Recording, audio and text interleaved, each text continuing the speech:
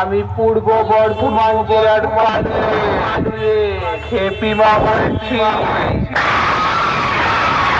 কলেজে কলেজে আমার আবির্ভাব মহাসমারোপে আমার ভগবন্ত হাসি অন্তরে সংসারাবো এক বুক পাশা দিয়ে রাস্তায় যখন চলি আমার বুকে মেটাতে তোদের মতো পাপিদের দেব আর কাছে